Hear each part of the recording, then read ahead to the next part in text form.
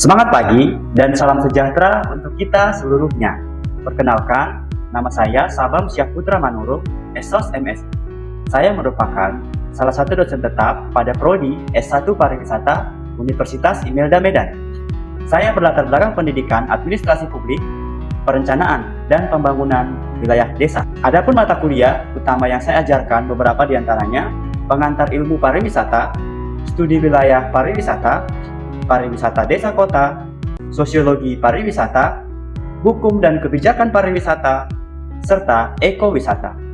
Video ini saya buat untuk memenuhi salah satu syarat sertifikasi dosen tahun 2024, pernyataan diri dosen dalam unjuk kerja Tridharma Perguruan Tinggi atau yang disingkat PD-UKT-PT, khususnya pada aspek pengajaran.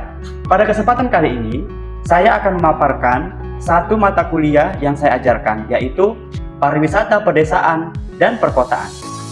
Mata kuliah ini merupakan pembelajaran wajib bagi mahasiswa semester 6 Prodi S1 Pariwisata Universitas Imelda Medan. Mata kuliah ini memiliki bobot sebesar 2 SKS teori selama 1 semester ke depan. Adapun capaian pembelajaran mata kuliah pada mata kuliah ini terbagi dalam 2 bagian penting. Pada poin bagian penting pertama, yaitu berkaitan dengan pariwisata pedesaan. Dari aspek pariwisata pedesaan, CPMK yang harus diraih oleh mahasiswa adalah mahasiswa mampu menjelaskan konsep dasar desa wisata. Kemudian, mahasiswa harus mampu memahami problematika pengembangan desa wisata. Kemudian yang ketiga, mahasiswa mampu mengkaji pengembangan dan pengelolaan desa wisata. Lalu kemudian mahasiswa mampu menganalisis penerapan desa wisata hijau. Terakhir, pada aspek pariwisata desa, mahasiswa diharapkan mampu mengkaji penerapan desa wisata berbasis eko budaya. Sementara CPMK pada tahap pariwisata perkotaan, ya hal-hal yang harus mahasiswa dapatkan adalah yang pertama, mahasiswa mampu menjelaskan konsep pariwisata perkotaan. Berikutnya, mahasiswa mampu menjelaskan sumber daya pariwisata urban. Lalu berikut hal yang tidak kalah menarik, yaitu mahasiswa mampu mengkaji perencanaan pariwisata perkotaan berbasis wilayah. Lalu dilanjutkan kepada mahasiswa mampu menganalisis urban tourism berbasis urban riverfront. Lalu kemudian mahasiswa mampu menganalisis pariwisata modern berbasis modernisasi. Dan yang terakhir, mahasiswa diharapkan mampu mengembangkan konsep urban tourism atau urban heritage. Agar tercapai proses kelancaran dalam mata kuliah ini, ada 3 tahapan yang harus saya siapkan. Yang pertama, tahap perencanaan, yang kedua, tahap pelaksanaan, dan yang ketiga, tahap evaluasi. Di tahap perencanaan, saya perlu menyiapkan RPS, merunutkan poin-poin yang paling tertinggi sampai kepada yang terendah. Yang pertama, harus menyediakan capaian pembelajaran lulusan atau CPL, lalu kemudian menurunkan kepada capaian pembelajaran mata kuliah atau CPMK, kemudian diturunkan lagi kepada sub CPMK. Lalu kemudian membangun perencanaan metode mengajar berdasarkan topik-topik yang telah ditetapkan. Yang kemudian pembuatan topik 14 pertemuan ke depan. Di tahap pelaksanaan, hal-hal yang harus saya siapkan yakni penyiapan bahan ajar seperti modul, buku ajar, jurnal, PowerPoint, dan sumber-sumber lain yang mendukung untuk bahan ajar. Lalu kemudian melakukan proses pembelajaran tatap muka kepada mahasiswa, memberikan delivery kepada mahasiswa melalui metode mengajar, menyediakan konteks teori demi teori, studi kasus, dan urgensi studi berdasarkan topik-topik per pertemuan. Kemudian, saya mengajar dengan konsep student centered learning, artinya pembelajaran berbasis mahasiswa. Pembelajaran berbasis mahasiswa saya kembangkan melalui beberapa metode. Yang pertama, discovery learning, yang kemudian juga saya kembangkan melalui small group, dan juga program based learning. Yang hal-hal ini akan saya sesuaikan dengan CPMK dan topik mata kuliah per pertemuan. Lalu kemudian saya membangun interaksi dengan mahasiswa lewat adanya tanya jawab, kuis, pelaksanaan debat, dan juga feedback, sehingga proses pembelajaran terdelivery dengan baik, terbangun interaksi dengan baik dengan mahasiswa. Lalu kemudian di akhir pertemuan, saya memberikan penugasan kepada mahasiswa, baik penugasan bentuk individu maupun penugasan bentuk kelompok, untuk menunjang pemahaman mereka setelah mempelajari topik-topik perkuliahan di kelas. Lalu kemudian pada tahap evaluasi, saya mengadakan ujian tengah semester setelah 7 pertemuan. Ujian tengah semester dilakukan melalui Moodle Spada yang dilakukan secara online. Bentuk ujiannya adalah esai. Lalu kemudian, setelah 7 pertemuan berikutnya, mengadakan ujian akhir semester. Ujian akhir semester juga melalui akses Moodle Spada, dikembangkan, soal-soal yang dikembangkan bentuknya esai dan juga studi kasus berkaitan dengan pariwisata, perkotaan, dan pedesaan yang sudah dipelajari. Lalu kemudian setelah UTS selesai, UAS selesai, saya memberikan nilai kepada mahasiswa apakah grade A, B, C, maupun D. Saya bersiap untuk menjalani MONES dari program studi. Lalu kemudian di tahap akhir, saya melakukan tindak lanjut temuan MONES dari Prodi untuk perbaikan pembelajaran berikut. Berikut merupakan gambaran suasana proses belajar mengajar di kelas yang dapat disimak pada video berikut ini. Selamat menyaksikan. Halo, selamat pagi semuanya. Pagi. Benar ini kelas pariwisata tingkat 3? Ya. Saya takut saya salah kelas. Nanti kalau salah kelas, salah jurusan, oh ternyata mata kuliahnya lain. Ya, setelah panjang masa-masa liburan, sepertinya saya melihat ada suasana cerah-cerah. Ada semangat baru, suasana baru, atau mungkin sepanjang masa libur ada yang berwisata?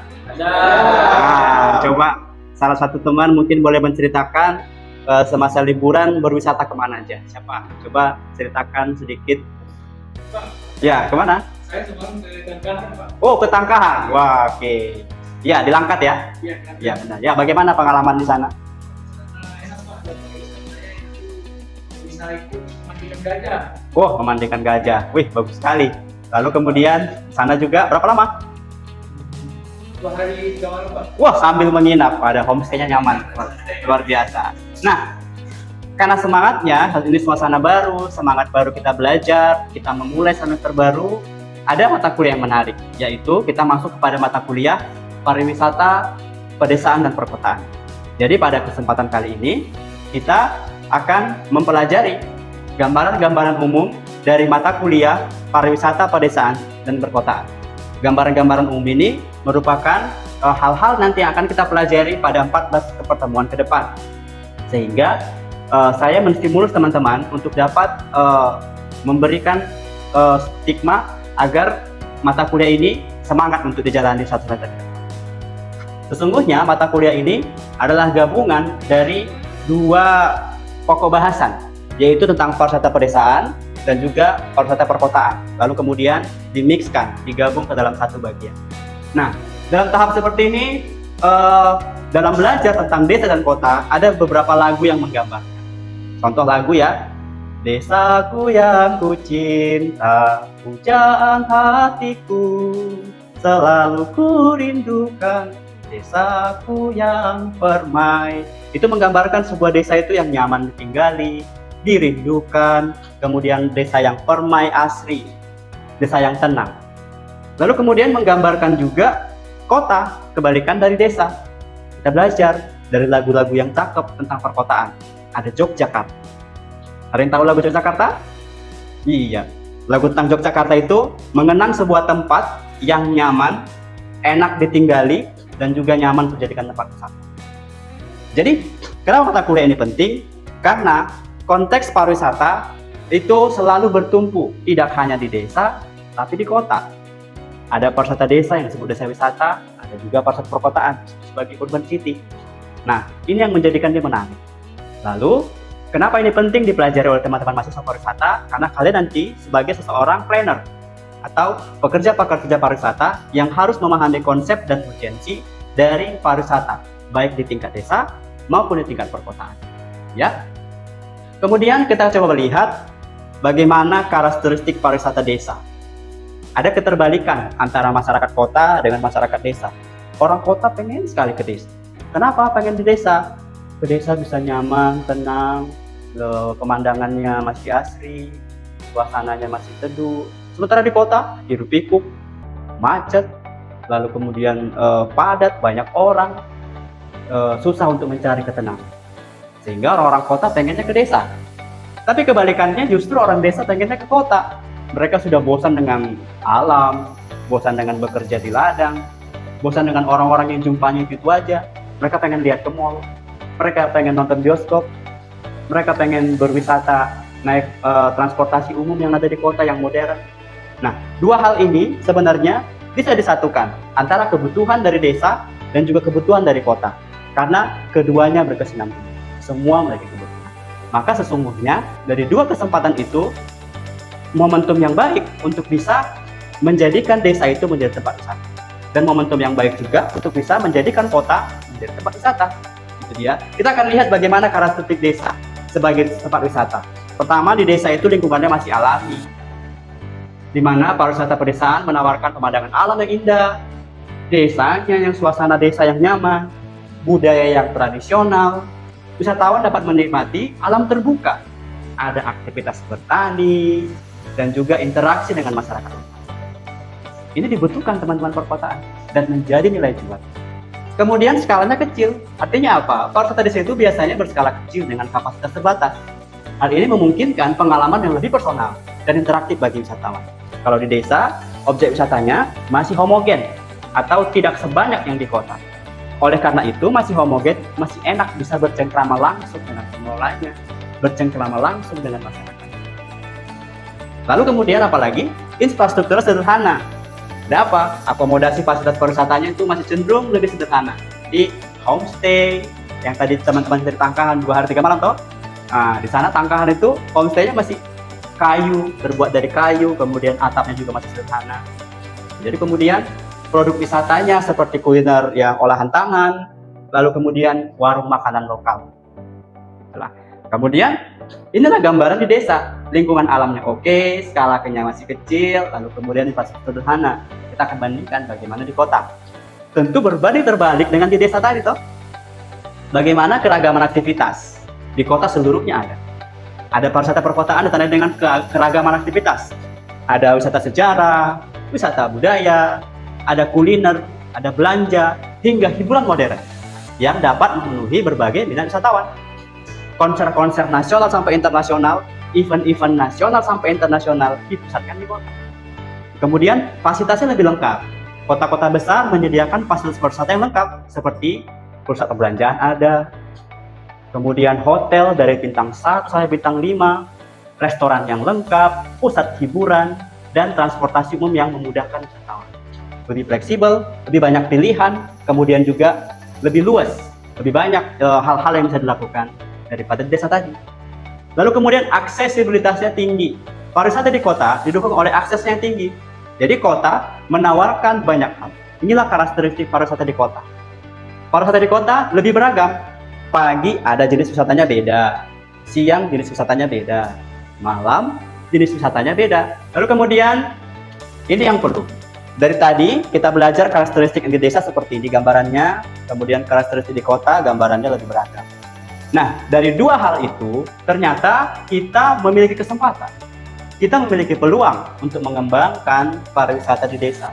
Di Indonesia, kita memiliki desa wisata yang sekelas dunia, yaitu Desa Wisata Ngelanggeran. Ini merupakan gambaran dari perkembangan desa wisata kita yang ada di Indonesia. Bahwasanya sudah ke tingkat dunia. Desa wisata ternyata saat ini punya potensi besar. Pemerintah mengambil kesempatan dengan membentuk Jadesta, jaringan desa wisata. Di Jadesta tersebut telah terlihat secara peta secara detail di mana lokasi desanya, namanya apa, dan juga berapa lama akses dari tempat kita ke sana. Di seluruh provinsi di Indonesia telah terdata oleh jaringan desa wisata. Karena potensi besar juga, pemerintah selalu setiap tahun membuat yang namanya Anugerah Desa Wisata. Anugerah Desa Wisata ini memberikan kesempatan kepada desa-desa untuk berbenah. Desa wisata untuk mendaftarkan diri dan dinilai oleh secara nasional, kemudian nanti akan mendapatkan anugerah. Siapa-siapa saja yang menjadi desa wisata yang baik, yang menjadi pemenang, yang menjadi desa wisata yang bertumbuh dari yang sebelumnya. Kemudian yang kedua, potensi besar tidak hanya terjadi di desa, tetapi juga di kota tidak banyak kalah. Jadi, dalam potensi pengembangan pariwisata kota dapat dibagi menjadi 3 bagian. Yang pertama disebut sebagai heritage, wisata sejarah.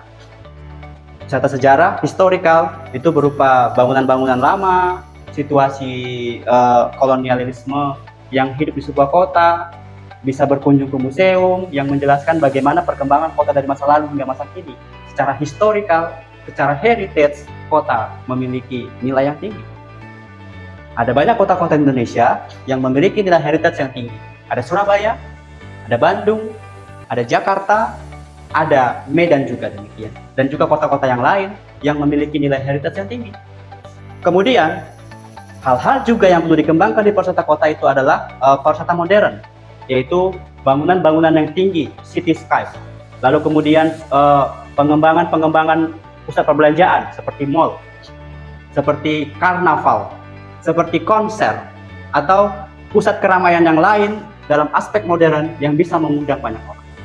Kemudian juga dari aspek sosial masyarakat di perkotaan punya potensi untuk pengembangan taman kota, pengembangan keragaman kuliner dan budaya disatukan dalam satu sistem, dalam satu keadaan yang menarik. Oleh karena itu, kota bisa tumbuh dan berkembang dari aspek pariwisata. Tadi kita belajar tentang euforianya, lalu kemudian kita belajar tentang daya tariknya, potensinya, tetapi jangan dikesampingkan, tantangannya juga ada. Berdasarkan riset-riset yang ada, berdasarkan pengalaman-pengalaman pembangunan bidang pariwisata, baik di sektor desa maupun perkotaan, ada beberapa tantangan yang memang perlu diantisipasi dan perlu dipelajari oleh kita sebagai mahasiswa. Kalau kita lihat tantangan dalam pengembangan pariwisata, khususnya di desa adalah infrastruktur yang terbatas.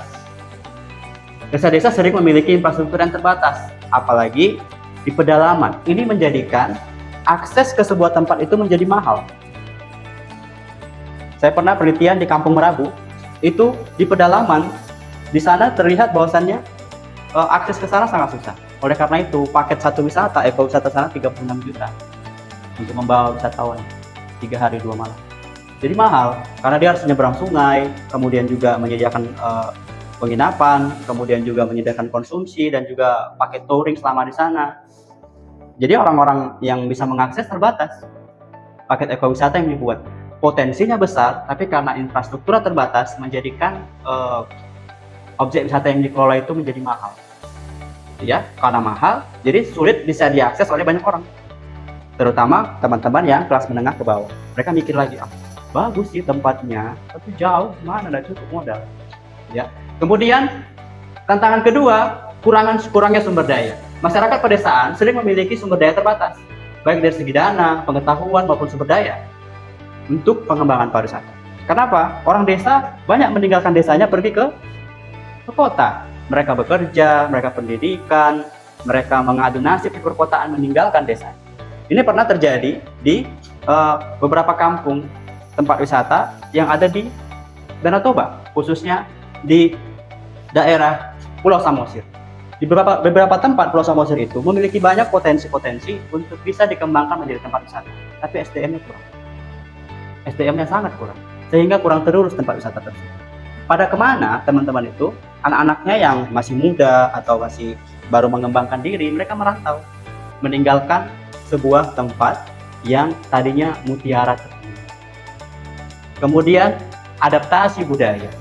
Ini juga menjadi hal yang menjadi tantangan ketika masyarakat desa yang kental dengan adat istiadat, kemudian dengan kebiasaan keseharian, lalu kemudian datang turis, datang wisatawan dengan budaya dari luar. Ini beradaptasi cukup susah. Bagaimana juga yang dialami teman-teman yang di pedalaman, mereka mengembangkan pariwisata, mereka banyak protes tentang perilaku wisatawan yang datang. Maka hal ini perlu kode etik agar wisatawan yang datang mereka diberi kode etik, diberi briefing sebentar mana yang boleh dan mana yang tidak. Tapi tetap menjadi tantangan bahwasannya masyarakat desa itu kan masih tinggi adat istiadatnya, masih local wisdom. Wisatawan dari beragam, ada dari kota, ada dari luar negeri, mereka punya budaya masing-masing daerah. Hal kendala yang lainnya bahasa toh. Bagaimana berbahasa dengan masyarakat. Bahasa-bahasa di sebuah daerah banyak yang tidak bisa dimengerti oleh wisatawan, sehingga butuh interpreter atau penerjemah. Ya, tantangannya akan selalu ada. Tetapi yang jelas, inilah perlu kita belajar bagaimana mengantisipasi tantangan tersebut agar bisa kita kembangkan menjadi solusi. Kemudian berikutnya tantangan di perkotaan juga nggak kalah sulit ternyata. tantangan di perkotaan itu kita dapat lihat beberapa poin. Yang pertama, infrastruktur. Pembangunan infrastruktur yang tidak terencana dengan baik dapat menyebabkan masalah lalu lintas. Ada polusi, kemacetan di daerah perkotaan. Lalu yang berikutnya adalah tantangan berikutnya, gentrifikasi. Jadi kenaikan harga properti akibat pembangunan pariwisata dapat mendorong terjadinya gentrifikasi dan menggeser penduduk asli dari tempat tinggal mereka. Dari gentrifikasi ini juga tantangan besar yang dialami oleh kota-kota yang memiliki penduduk asli. You know, Jakarta dulu dipenduduki oleh siapa? Suku Betawi. Sekarang kemana suku Betawi di Jakarta? Tergeserkan, tersingkirkan oleh pembangunan-pembangunan. Kemarin ketika semester lalu kita belajar lagunya siapa? Iwan Fals. Apa? Pondok Gede. Ujung aspal Pondok Gede. Nah, itu gambaran bahwasanya pembangunan kota juga memiliki tantangan tersendiri. Ini hal-hal yang memang sulit bisa dihindari karena pembangunan kota, masyarakat lokal atau local wisdom, suku asli dari kota itu sendiri menjadi mengalami gentrifikasi. Lalu kemudian kepadatan yang berlebih, arus wisatawan yang terlalu besar dapat menyebabkan kepadatan berlebih di pusat-pusat kota, mengganggu kehidupan sehari-hari dan masyarakat lokal. Nah, ini juga dialami. Jadi perlu diantisipasi, perlu juga dipelajari secara mendalam, baik penelitian maupun pengalaman, sehingga tantangan-tantangan yang ada di sektor perkotaan dapat dikembangkan dengan baik. Lalu kemudian kita akan lihat bagaimana strateginya pengembangan kota, desa, dan kota. Jadi bagaimana di tahap 1, strategi pengembangan kota, desa, dan kota itu mengedepankan pengembangan destinasi, yaitu meningkatkan daya tarik kualitas tentunya yang ditingkatkan. Kemudian yang kedua, promosi yang baik, promosi dan pemasaran yang baik, tidak hanya secara offline tapi juga secara online. Hal-hal yang perlu dicatat dalam promosi adalah harus mempromosikan keaslian dari desa itu. Jangan mengagung-agungkan, mengglorifikasi keaslian desa sehingga wisatawan, wah ini keren ya tempat ini, ketika datang nggak sama dengan di video, nggak sama dengan di media sosialnya, orang jadi kecewa. Lalu kemudian adanya pemberdayaan masyarakat. Masyarakat dilibatkan dalam tahap prosesnya, dalam proses perencanaan, pelaksanaan, sampai kepada evaluasi. Dan yang terakhir, ada kemitraan strategis kepada pihak luar, baik kepada kampus, kepada perusahaan-perusahaan, kepada organisasi NGO, dan juga masyarakat luas yang terlibat dalam pembangunan pariwisata, sehingga pembangunan pariwisata itu tidak hanya dari pada satu sektor, tetapi sektor-sektor lain juga ikut berpartisipasi. Ya, dari materi tadi sudah dijelaskan tentang kota desa dan perkotaan. Jika ada hal yang kurang bisa dimengerti, teman-teman dapat memberikan pertanyaan. Adakah pertanyaan dari topik perkuliahan yang sudah kita bahas hari ini? Ya, oke, silakan. Nabila, ya. Boleh berdiri aja? Oke, ya, oke. Silakan.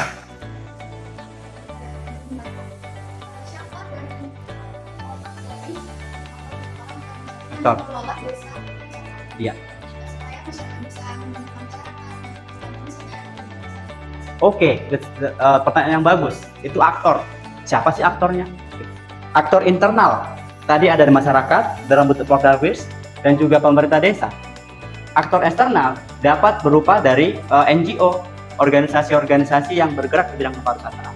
Organisasi eksternal juga bisa dari kaum mahasiswa, dari lingkup kampus sebagai akademisi dan juga dosen dalam pengembangan tidak perguruan tinggi di bidang pengabdian masyarakat. Inilah aktor kunci yang dapat bisa berpartisipasi secara bersama-sama untuk membangun dan mengembangkan desa tadi yang sudah punya potensi. Itu dia. Oke, mungkin dari yang laki-laki dulu, adakah pertanyaan yang mungkin mengganjal agar dipertanyakan? Jafar mungkin? Ya, silakan. Ya, dia mau bicara tapi malu-malu gitu ya. Oke, tapi ya silakan bertanya. Apa yang masih mungkin bisa belum dipahami supaya saya tanya?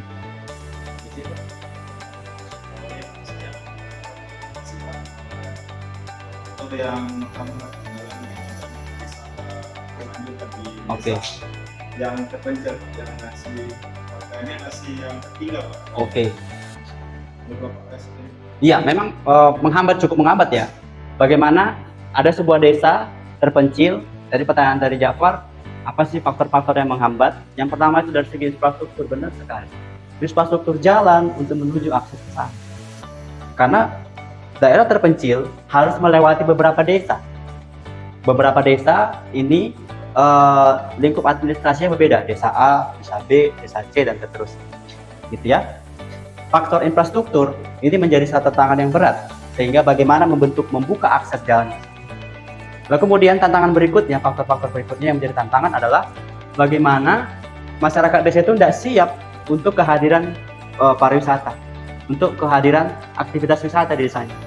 Artinya masyarakat desa yang tahu ada potensi pariwisatanya, kemudian mereka tidak ingin atau tidak terbuka terhadap pihak luar. Nah, ini perlu edukasi. Kemudian perlu pendekatan-pendekatan yang komprehensif, yang manusiawi, sehingga mereka pelan-pelan bisa membuka diri bagi wisatawan yang datang dari luar. Tantangan berikutnya adalah adanya bisa dibilang perilaku masyarakat, Pak, yang berupa pungli. Jadi Bapak Ibu mau kemana, berapa orang, bayar. Masuk lagi ke dalam, bayar lagi. Masuk ke dalam, bayar lagi. Sampai nanti ke tempat wisatanya, bayar lagi. Berapa kali bayar untuk bisa mengakses ke sana. Jadi faktor-faktor itu juga harus menjadi perhitungan. Bagaimana membangun kesepakatan bersama. Memang objek wisatanya di sana, di desa A misalnya. Tapi untuk menuju desa A, ada desa B, desa C, desa D yang dilewati. Wisatawan kan lewat desa kami. Ketika lewat desa kami, lewat jalan punya kami. Ketika lewat jalan punya kami, mereka harus bayar. Nah, ini untuk menyatukan persepsi, menyatukan pemahaman, dan juga menyatukan kekompakan antara administratif desa itu menjadi tantangan tersendiri. Faktor-faktor itulah yang dapat bisa diantisipasi sehingga desa tersebut harusnya bisa bertumbuh dari sana. Dapat dipahami? Iya, terima kasih. Oke, saya kira ini perkuliahan kita hari ini. Untuk minggu depan, saya memberikan satu tugas kepada teman-teman mahasiswa.